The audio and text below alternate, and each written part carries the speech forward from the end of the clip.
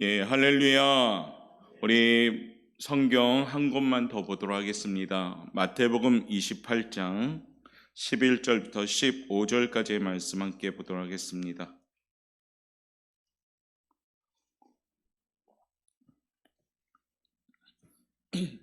마태복음 28장 11절부터 15절 말씀 찾았으면 한 목소리로 합독하도록 하겠습니다.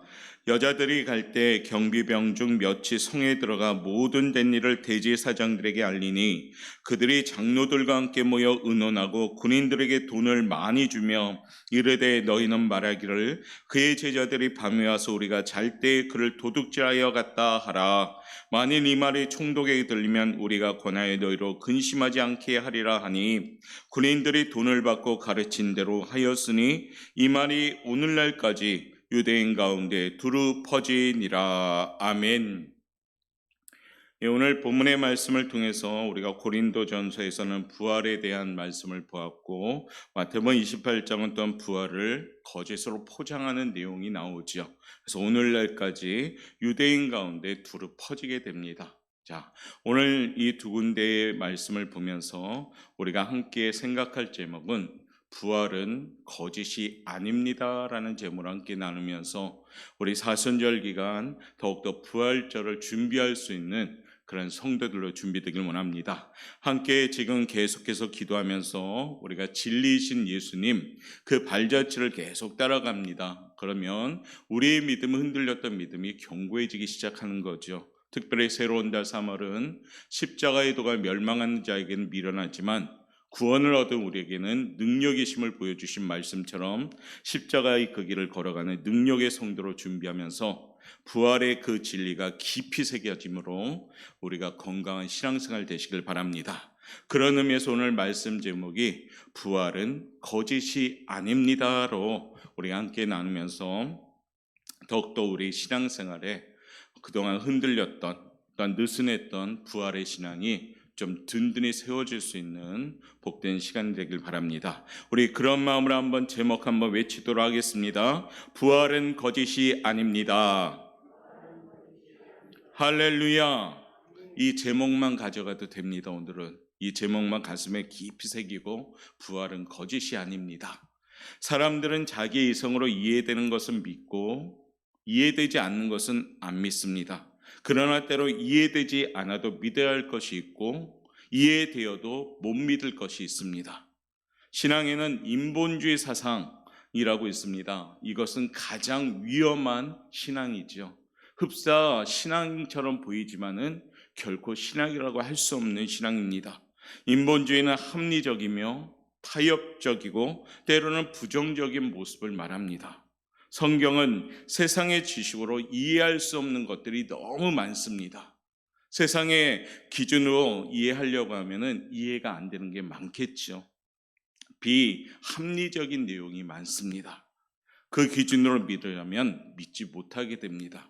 그러다 보니까 인본주의 사상을 가진 신앙은 이리저리 자신의 기준으로 성경을 풀어나가고 또는 그것을 합리적으로 신앙생활하다 보니까요. 어떻습니까? 건강한 신앙생활을 하지 못할 때가 많습니다. 신앙생활이 그래서 어려운 거죠. 신앙은 하나님의 약속입니다. 한번 쫓아갈까요? 신앙은 약속입니다. 하나님의 말씀을 받아들이면 신앙생활 하는 것이고 하나님의 말씀을 받지 못하면 신앙생활 하지 못하는 겁니다. 그래서 로마서 10장 17절은 믿음은 들음에서 나며 들음은 그리스도의 말씀으로 말미암아 느니라라고 말합니다. 그러니까 우리가 말씀을 자꾸 듣고 깊이 새기면서 우리의 완악강팍한 마음이 깨져가고 부서지면서 하나님이 우리 마음에 어떻습니까? 믿음을 넣어주는 겁니다. 그러므로 신앙생활을 위해서는 예수님을 믿어야 된다는 겁니다. 이해되기에 믿는 것이 아니라 이해가 안 되어도 믿음으로 믿는 것입니다. 고린도후서 1장 20절 말씀 보면 하나님의 약속은 얼마든지 그리스도 안에서 예가 되니 그런즉 그로 말미암아 우리가 아멘하여 영광을 돌리느니라. 아멘. 때로는 우리의 이성이나 지식으로는 도저히 이해가 안 됩니다. 그러나 하나님을 믿는 사람은 그 이해 안 되는 부분까지도 믿게 되는 겁니다. 그러기에 믿음은 하나님의 선물인 겁니다. 사순절을 보내면서 우리가 말씀도 읽고 기도에도 최선을 다할 때 그 믿음이 더욱더 견고히 세워지는 기간이 되는 겁니다. 그럴 때 흔들림 없는 반석 위에 우리 성도님들의 신앙이 세워지는 겁니다. 특별히 천지를 창조하신 전능하신 하나님을 믿는다면서도 이스라엘 백성들의 홍해 사건을 믿지 못한다는 것은 말도 안 되는 것이고, 나사로의 부활 사건을 못 믿겠다면 그 또한 말도 안 되는 겁니다. 전능하신 하나님을 믿는다 하며 아멘 한다면 전능하신 하나님이 무슨 의미입니까? 모든 것을 다 하시는 분이라고 믿는 거잖아요. 그러니까 성경의 모든 사건을 다 믿는 겁니다. 오늘 소개해드린 부활 사건도 마찬가지입니다. 예수님이 하나님의 아들이신데 죽은 자 가운데서 다시 살아나셨다는 사실을 못 믿는다면 그 사람은 신앙생활 자체가 힘이 없고 어려워집니다. 교회는 나오고는 있지만은 부활의 확신이 없다면 어떻습니까? 온전히 하나님 품으로 빠질 수가 없게 되는 겁니다. 은혜를 제일 못 받는 사람들이 통계적으로 누구냐? 사자 들어간 사람들이 못 받는다 하지요. 의사, 또는 교수, 박사, 세상적인 지식이 아주 많은 분들. 왜 그들이 은혜를 못 받고 못 믿을까요? 자신의 기준이 서 있기 때문에. 이 부활이라든가 성경의 말씀들을 하면 자기의 지식의 기준에 안 맞다 보니까 자꾸 그걸 판단하고 그걸 평가하고 그것을 또한 어떻습니까? 분해하고 이건 틀린 거야 라고 마음속에 새겨지다 보니까 온전히 받아들이지 못한다는 겁니다. 부활 사건도 마찬가지고, 이 부활 사건은 우리 그리스도인들의 가장 핵심적인 진리입니다. 부활을 못 믿는다면 예수님을 못 믿는 거나 마찬가지입니다. 천지를 창조하신 하나님의 아들이신 예수님이 죽으시기 전에 제자들에게 얼마나 많이 예고하셨습니까? 수차례 예고하시면서 나는 다시 살아날 것이다 라고 말했습니다. 그럼에도 불구하고 부활 사건 자체를 의심한다면 그것은 문제가 된다는 겁니다. 오늘 마태복음에 우리가 읽었듯이 예수님이 분명히 부활했잖아요. 보고를 했습니다. 그런데 종교 지도자들, 대제사장들이 그것을 어떻습니까? 포장해버려요. 무엇으로? 도둑질한 것처럼 거짓 포장합니다. 그것을 고지곳대로 믿고 지금 이스라엘 땅에는 유대교라는 종교가 생긴 겁니다. 유대교는 여전히 예수님이 이 땅에 안 온 것임을 알고 있습니다. 그래서 그들은 지금도 여전히 메시아를 기다리고 있습니다. 왜 그럴까요? 거짓으로 포장되다 보니까 부활의 진리가 왜곡돼 버렸습니다. 그러기에 우리 역시도 어떻게 해야 될까요? 기도하며 내 안에 의심 없게 도와달라고 간절히 기도하고 말씀으로 든든히 세워줘야 나가야 됩니다. 신앙생활이 약해질 때가 언제인 줄 아십니까? 말씀이 잃어버릴 때, 말씀을 잃어버리고 기도가 잃어버리고 예배가 잃어버리고 점점점 그 생활들이 약해질 때 우리 안에 의심이 생기기 시작합니다. 오늘 이 밤에는 정말로 우리 안에 있는 흔들렸던 그런 진리가 있다면, 그 말씀이 있다면 다시금 든든히 세우시길 바랍니다. 가만히 여러분들 마음에 새겨보면서 과연 나는 예수님을 믿고 있는지, 정말 이 성경 66권의 구절구절마다 아멘으로 화답하면서 정말 믿고 있는지 다시 한번 생각해 보자는 겁니다. 혹여 말씀 구절구절마다 내 생각이 혹시 세워지지는 않는지, 혹시 일부에 나는 역시 인본주의 사상이 있지는 않는지, 혹시 나의 인간적인 경험으로 말씀을 잣대로 재고 있지는 않는지, 하나님의 말씀은 아멘으로 화답하는 것이 답인 줄 믿습니다. 하나님의 말씀은 아멘으로 믿는 것이 축복인 줄 믿습니다. 부활하신 주님을 진정으로 믿고 그 믿음으로 선포하는 성도들 될 때 우리는 축복받게 되는 겁니다. 혹자는 부활을 그냥 하는 소리, 죄짓지 말고 선하게 살라는 엄포용으로 그냥 말하는 것이다 라고 얘기하는 사람들도 있습니다. 혹시 여러분 중에 그런 생각을 가진 사람이 있다면 그것은 엄청난 실패된 실수하는 신앙입니다. 예수님은 죽은 지 사흘 만에 정말로 다시 사셨습니다. 왜 그럴까요? 그 이유로 오늘 함께 나누면서 내 심령의 부활의 확신을 더욱더 굳건히 다지시길 바랍니다. 하나님께서는 이 땅에 예수님을 보내주셨고 또한 고난 중에 돌아가게 하신 후에 3일 만에 부활을 시키셨습니다. 그 이유가 있습니다. 첫 번째 이유는 이겁니다. 한번 쫓아합시다. 하나님이 생명의 주인인 것을 보여주시기 위함입니다. 하나님이 생명의 주인인 것을 보여주기 위함이었어요. 예수님은 늘 수시로 당신이 생명의 주인임을 가르치면서 나는 길이요 진리요 생명이다라고 말씀하셨습니다. 그리고 우리가 잘 알듯이 예수님이 십자가 고난 전에 다시 사람을 살렸던 사건이 누굽니까? 나사로. 정말 주님이 가장 사랑하는 남매들. 그러나 죽은 나사로의 누이 마르다에게 나는 부활이요 생명이다. 나를 믿는 자는 죽어도 살겠고 무릇 살아서 나를 믿는 자는 영원히 죽지 않는다라고 선포하시면서 그들에게 이것을 내가 믿느냐라고 물어봤습니다. 그러면서 우리 주님은 하늘로서 내려온 나는 생명의 떡이다라고 말씀하십니다. 예수님은 우주 만물을 창조할 때부터 존재하신 하나님이심을 믿습니다. 예수님은 모든 만물을 통해서 정말로 통치하시는 분임을 믿습니다. 예수님은 그를 통해 운영되고 있다는 것을 믿습니다. 예수님은 죽은 자를 살리시면서 당신이 바로 그 생명의 주인인 것을 보여주셨습니다. 또 당신 자신이 친히 사망을 이기시고 부활하시는 모습을 보여주심으로 이 땅의 생명의 주인이심을 선포하신 겁니다. 이 증명의 사건이 부활 사건입니다. 사람들이 제일 두려워하는 것이 뭘까요? 죽는 겁니다. 죽음이라는 것이 찾아오면 여기 계신 모든 분들 두려워할 겁니다. 아무도 두려워하지 않는 사람이 없지요, 죽음은.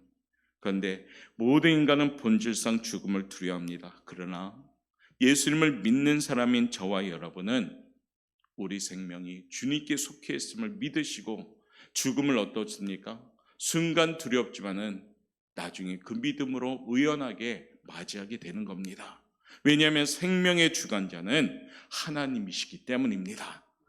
성경은 우리에게 전합니다. 로마서 14장 8절에 보면 이런 말씀이 나와요. 우리가 살아도 주를 위하여 살고 죽어도 주를 위하여 죽나니 그러므로 사나 죽으나 우리가 주의 것이로다.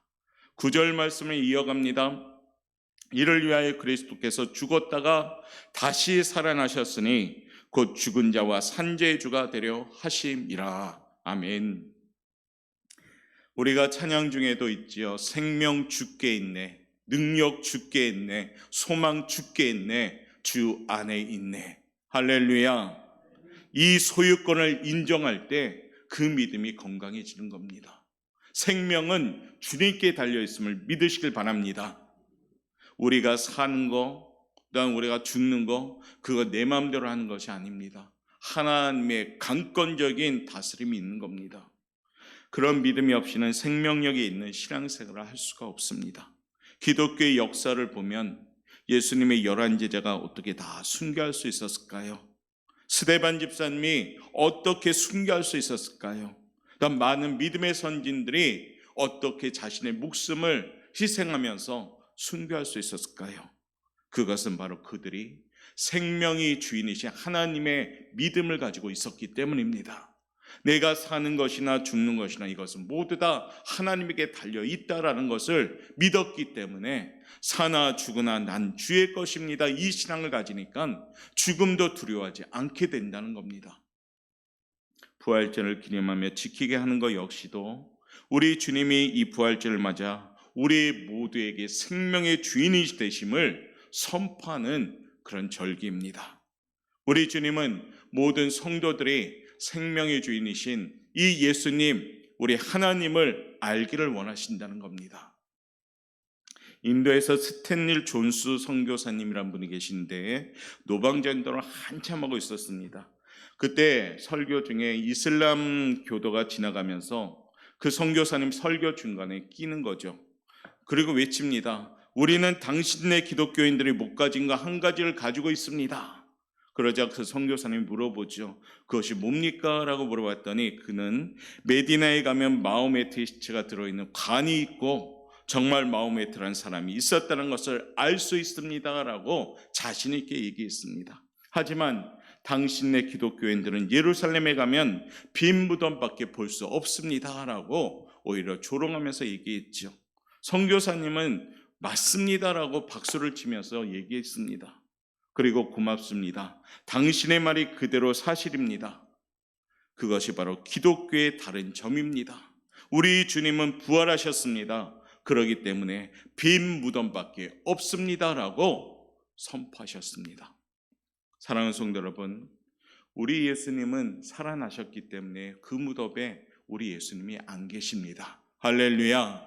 많은 그런 종교인들, 그런 타종교의 그런 종교 지도자들 전부 무덤이 있다고 자랑하지요.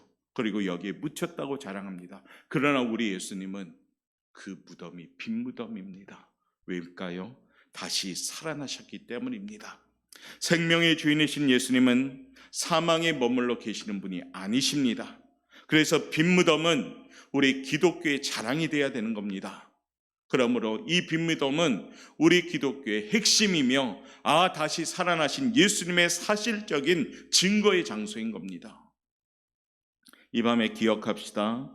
사는 것도 죽는 것도 다 하나님의 주권하에 있음을 믿으시길 바랍니다. 그리고 생명의 주인이신 하나님을 우선적으로 우리가 삼고 최선을 다하여 믿음으로 최고의 신앙생활, 그 부활의 믿음을 선포할 수 있는 성도들 되시길 바랍니다.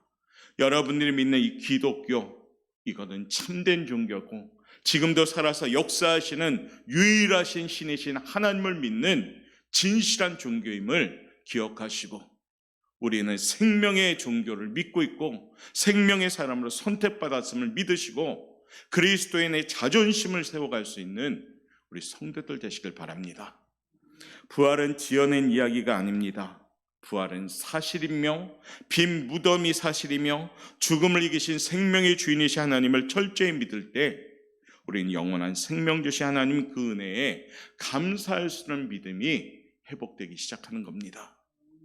이번 사순절을 보내면서 우리가 부활주일을 준비할 때도 이 생명의 주이신 하나님을 기억하시고, 그동안 우리가 살아갈 때 마치 하나님이 생명의 주인이 아닌 양 살아갔다면 이제 생명의 주관자이신 하나님을 다시 한번 우리가 붙잡고 사나 죽으나 우리는 주의 것입니다. 이 고백과 함께 온전히 생명의 주인이신 하나님께 영광 돌리는 부활의 우리 신앙인들 되시기를 바라겠습니다. 두 번째, 우리 예수님은 왜 사셨을까요? 한번 쫓아합시다. 믿는 자의 죽음이 잠자는 것임을 보여주기 위함입니다. 다시 살아나신 이유는 믿는 자의 죽음이 잠시 동안 잠자는 것을 보여주기 위함이었습니다. 말하자면 죽음을 해결하겠다는 답을 우리에게 주신 겁니다. 세상은 죽음을 사망이라 합니다. 그래서 슬퍼하고 괴로워합니다. 그러나 죽음은 우리는 사망이 아닙니다. 천국에 들어가는 통로이고 천국에 들어가는 출발이 되는 겁니다. 할렐루야. 요한복음 11장 11절에 보면 우리 주님이 나사로의 죽음 앞에 이렇게 말씀하십니다. 우리 친구 나사로가 잠들었도다. 그러나 내가 깨우러 가노라 라고 말씀하십니다. 왜 잠들었다고 할까요? 죽음은 영원하지 않기 때문입니다.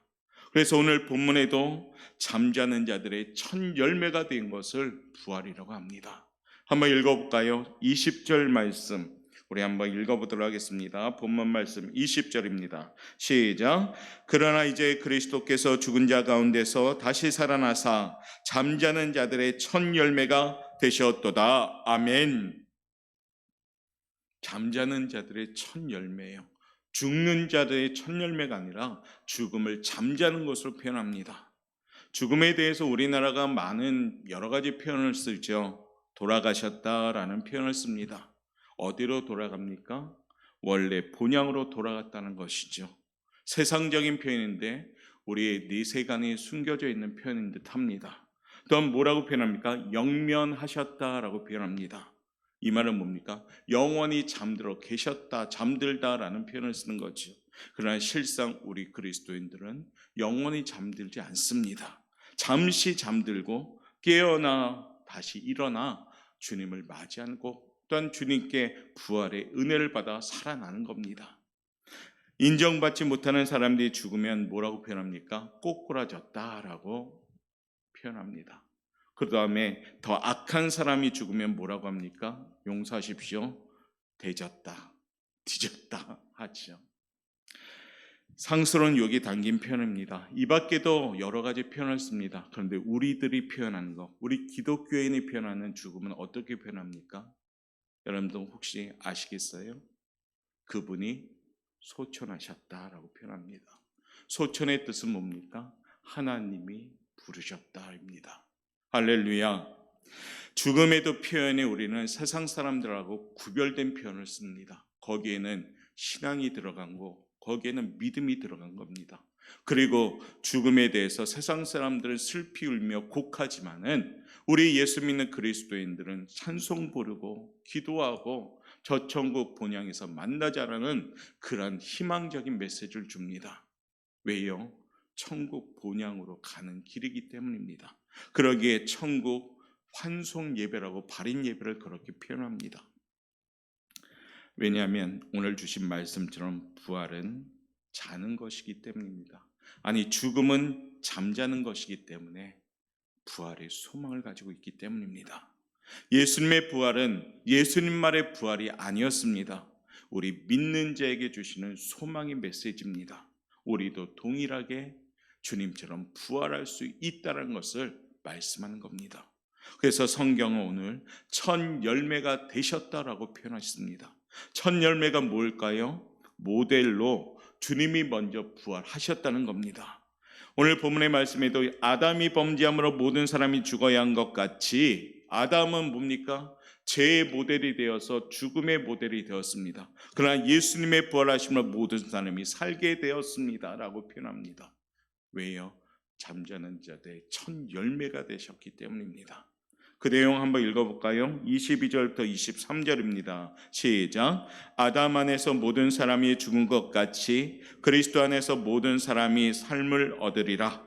그러나 각각 자기 차례대로 되리니 먼저는 첫 열매인 그리스도요, 다음에는 그가 강림하실 때 그리스도에게 속한 자요. 아멘.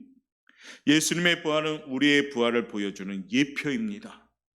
예수님만 부활하신 것이 아니라 예수님을 믿는 자들은 사망 권세를 다 이길 수 있는 부활의 능력이 생긴다는 겁니다. 너희도 이처럼 부활할 것이다 라는 약속입니다. 그러기에 믿는 자들의 죽음은 결코 사망이 아닙니다. 믿지 않는 자는 멸망이요 사망이지만 믿는 자는 영생이요 소망인 줄 믿습니다. 첫 열매이신 예수님처럼 우리도 부활한 것을 믿는 믿음이 오늘 이 밤에 성도 여러분 모두에게 아주 확고히 세워질 수 있는 귀한 시간 되시기를 주님의 이름으로 축복합니다. 부활의 믿음을 소유한 성도들은 죽음을 해결합니다. 언제든지 죽음을 준비한 모습으로 저 천국 본향 바라보는 겁니다. 죽음은 잠시 자는 것이며 부활의 첫 열매이신 주님을 믿고 영원한 생명, 가장 아름다운 모습으로 깨어나는 역사임을 믿는 사건입니다. 오늘 이 밤에 저와 여러분 우리도 그와 같은 소망을 품고요, 우리가 부활의 삶을 살아감으로 정말로 잠시 이 세상에 살지만은 보람되게 소망 있게 살고 또 의연하게 죽음을 맞이할 수 있는 부활 신앙을 소유하는 우리 성도 여러분 되시기를 바라겠습니다. 세 번째는 우리 주님이 왜 다시 살아나셨을까요? 한번 쫓아합시다. 예수님의 부활은 사단의 권세를 항복시키기 위해서입니다. 예수님의 부활 사건은 사단 권세를 완전히 짓누르려고 한 큰 사건입니다. 오늘 25절과 26절 말씀 우리에게 이렇게 전하는데요, 한번 읽어볼까요? 시작. 그가 모든 원수를 그 발 아래 둘 때까지 반드시 왕노릇 하시리니 맨 나중에 멸망받을 원수는 사망이니라. 아멘. 예수님이 부활하신 가장 큰 목적은 뭐냐? 사단의 권세를 무릎 꿇게 하는 것입니다. 우리가 패션 오브 크라이스트라는 영화를 보신 분은 아시겠지만 거기에 영화를 보면 예수님이 십자가에 딱 못 박고 돌아가실 때 음산한 한 형체가 나오면서 아주 한호성을 치는 그런 잠시의 영상이 나오죠. 아마 십자가의 죽음을 보고 사단은 두 손 들고 환호했을 겁니다. 우리가 이겼다. 저 예수를 우리가 죽였다라고 환호했을 겁니다. 그러나 그 웃음은 잠시 후에 두 손으로 감싸는 통곡으로 바뀌게 됩니다. 왜냐하면 사망 권세를 이기신 부활하신 주님이 그 사단 권세를 이겼기 때문입니다. 에덴 동산에서 뱀의 후손은 여인의 후손의 발꿈치를 상하게 할 것이다 라고 이미 예언하고 있습니다. 그것이 바로 십자가 사건이지요. 그러나 그것이 끝이 아니라 그 다음에 이어지는 말씀이 뭡니까? 여인의 후손은 뱀의 머리를 상하게 할 것이다 라고 말씀합니다. 즉 부활의 사건을 얘기합니다. 발꿈치를 물어 사단이 이긴 것 같지만은 사망 권세에 놓일 수 없는 우리 주님은 다시 부활하셔서 사단의 머리를 깨트려 버리셨다는 겁니다. 이게 뭡니까? 부활인 겁니다. 결국 우리 주님이 완벽한 승리를 거둔 사건이 바로 부활의 사건입니다. 그렇기 때문에 주 예수님의 이름에 사단 권세는 벌벌 떨 수밖에 없는 겁니다. 우리가 주 예수님의 이름으로 기도합니다. 이 주님의 이름이 얼마나 큰 권세 있는 이름이며 능력 있는 이름이며 축복의 이름임을 기억하셔야 됩니다. 아무나 예수님의 이름을 믿지 않습니다. 우리는 그러나 그 예수님의 이름을 믿습니다. 그렇기 때문에 우리의 모든 간구를 주 예수님의 이름으로 기도합니다로 올려드리는 겁니다. 예수님은 사망 권세를 이기신 분이며 사단 마귀를 이기신 분입니다. 우리 믿는 자에게는 더 이상 사단이 왕노릇하지 못하게 되는 겁니다. 우리도 아마 예수 믿기 전에는 사단의 종노릇했던 사람들입니다. 괴롭고 힘들고 사는 게 지옥 같았습니다. 그러나 예수를 믿었을 때 우리는 행복했습니다. 물론 환경이 그렇게 확 바뀌진 않았어도 그 환경 가운데 그동안은 짓눌렀던 우리의 마음에 무게감이 있었다면 예수를 믿었을 때 그 환경 가운데 해결하실 주님을 우리가 알고 있기에 소망을 가지게 된 겁니다. 우리는 이제 예수를 왕으로 섬기는 하나님의 자녀가 되었습니다. 더 이상 사단의 권세, 죄의 권세를 두려워할 필요가 없다는 겁니다.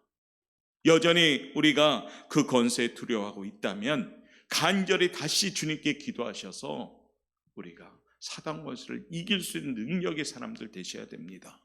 나는 이기지 못하지만은 예수님의 그 이름으로는 능히 이길 줄 믿습니다. 성경은 우리에게 전하십니다. 요한복음 16장 33절에 보니까 이것을 너희에게 이르노니 너희로 내 안에 평안을 누리게 하려 함이라.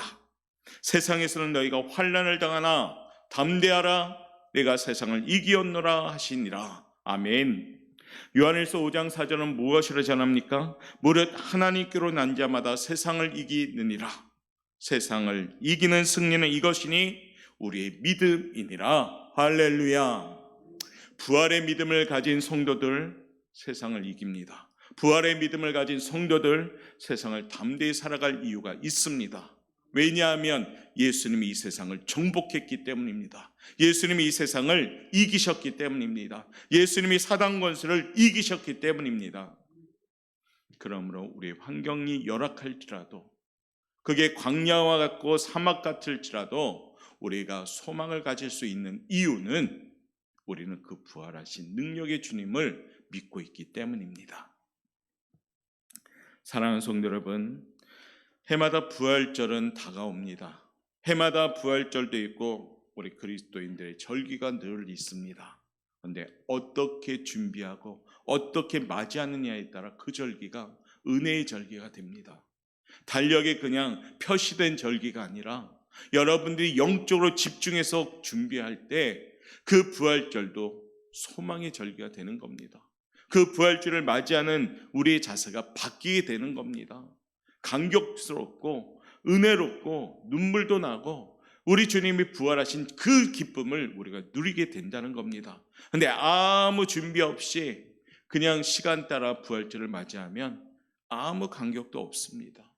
그렇기 때문에 사순절 이 기간을 통해서 우리가 그것을 준비하는 겁니다. 기도하고 말씀 읽고 찬양 부르고 예배에 더하고 그러면서 준비해 나갈 때 주님의 그 고난에 같이 동참하는 마음이 생기는 거고, 주님의 사망 것에 이기신 부활의 승리가 나의 삶의 승리로 깨닫게 되는 겁니다. 바라옵건대 우리 옥포영광교회 성도 여러분, 올해는 정말 잘 준비해서 한 분 한 분마다 부활의 그 기쁨을 누릴 수 있는 성도들 되시길 바랍니다.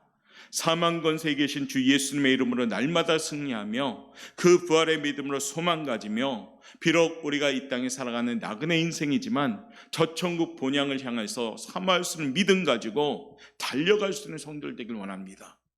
이 땅의 삶이 전부인 양 살아가는 것이 아니라 맡겨진 이 땅의 삶은 청지기적인 삶을 살고 우리가 정말로 바라봐야 될 저 본향 천국 수만 가지고 하루하루 믿음으로 승리해 나가는 우리 성도들이 되시길 바랍니다. 왜냐하면 부활 믿음은 그와 같은 승리 있는 믿음이요, 부활 믿음은 담대한 믿음이기 때문입니다. 이제 말씀을 마무리합니다. 예수님은 죽음을 이기시고 분명히 사실적으로 부활하셨음을 믿습니다. 죽음이라는 사실을 끊고 예수님을 영접하고 그 이름을 믿는 자들에게는 하나님께서 영원한 생명을 약속하셨습니다. 우리를 위해 우리의 생명의 주인이시기에 다시 부활하셨습니다. 그리고 우리에게 그 생명의 부활을 보여주시고 증거하셨습니다. 죽음 앞에 두려워 말고 담대하시기를 우리 주님은 우리에게 원하고 계십니다. 예수님의 부활은 지어낸 이야기가 아닙니다. 그냥 사람들이 가볍게 툭 던지는 농담도 아닙니다. 지금도 여전히 빈무덤이 있고 골고다가 있고 갈보리산도 있고 겟세마네 동산도 있습니다. 역사적 사실이며 살아있는 사실입니다. 그 부활 사건은 지금도 생생하게 증언되는 실존의 사건입니다. 그러므로 사랑하는 우리 성도님들, 흔들림 없이 믿고 그 부활의 사건은 예수님만의 사건이 아니라 그 예수님을 통하여 나에게 약속된 사건임을 기억하십시오. 주님만의 부활이 아니라 우리 역시도 주님과 같이 부활할 수 있는 소망이 있음을 믿으시고 이 땅에 살아갈 때 최선을 다해 살아가시고 최선을 다해 하나님 맡기신 그 청지기적인 사명 감당하고 죽음 이후에는 부활의 소망을 가지고 저 천국 본향으로 가서 정말 영원히 행복하게 살 수 있는 그런 소망을 가진 성도들 되시길 바랍니다. 고린도전서 15장 58절은 우리에게 이렇게 전합니다. 같이 한번 읽어보겠습니다. 58절입니다. 찾았으면 읽겠습니다. 시작. 그러므로 내 사랑하는 형제들아, 견실하며 흔들리지 말고 항상 주의 일에 더욱 힘쓰는 자들이 되라. 이는 너희 수고가 주 안에서 헛되지 않은 줄 알미라. 아멘. 고린도 15장은 부활장입니다. 계속 부활의 말씀들이 나오면서 이 마무리 끝절인데요, 견실하며 흔들리지 말라라고 말씀하는 겁니다. 부활 믿음 가지고 흔들리지 말라라고요. 하나님 우리를 너무 잘 알기 때문에 흔들릴 때도 있음을 알고 계십니다. 그리고 약해질 때 있음을 알고 계십니다. 그러나 다시금 15장을 통해서 이 부활의 믿음 가지고 흔들리지 말고 견실하며 정말 날마다 승리하고 주의 일에 힘쓰는 자들이 될 것을 권면하면서 이 15장을 마무리합니다. 이 밤 스스로 마음에 견고하게 이 말씀으로 꼭 세워지시길 바랍니다. 우리의 부활도 농담이 아닙니다. 여기 계신 모든 분들은 다 다시 살아나십니다. 이 죽음은 잠시 잠자는 것뿐입니다. 천국에서 만나보자, 천국에서 만나보자. 이 찬양의 고백이 저와 여러분의 고백이 되시길 바랍니다. 그런 마음으로 옆에 분한테 인사합시다. 천국에서 만납시다. 별로 기쁨이 없네요. 다시 한번 기쁘게 천국에서 만납시다. 만날 줄 믿습니까? 못 만날 분도 계실 수도 있어요. 다 같이 만나셔야 돼요. 부활의 믿음 흔들리지 말고. 사느라 분주하고 바쁩니다. 그러다 보면 집중력이 그쪽으로 갈 때가 있는데 우리의 집중력은 하나님께 가야 되고, 우리의 집중력은 말씀에 가야 되고, 우리의 집중은 이 부활의 믿음에 가야 됩니다. 나그네 인생 잘 살아가고요, 저 천국 본향에서 함께 만나서 천국 본향에서 영원한 생명 가지고 참으로 행복하게 평안하게 살아갈 수 있길 바랍니다. 그 소망을 늘 꿈꾸시고, 그 소망은 가짜도 아니요 농담도 아니고 바로 사실이며, 우리가 앞으로 살아가야 될 영원한 생명의 그러한 삶입니다. 이 밤에 부활의 믿음 가지고, 그와 같은 소망 가지고 우리 사랑하는 성도님들 간절히 기도하면서 이번 사순절 기간은 더욱더 우리가 기도에 땀방울 흘리고 찬양하고 예배 좀 열심히 하셔서 하나님이 주시는 이 부활의 소망, 그 확신을 가지고 날마다 승리할 수 있는 우리 성도 여러분 되시기를 주님의 이름으로 축원합니다. 우리 마무리하면서 선포합시다. 쫓아합시다. 예수님은 살아나셨습니다. 어제나 오늘이나 영원토록 동일하십니다. 부활을 믿습니다. 할렐루야. 기도하겠습니다.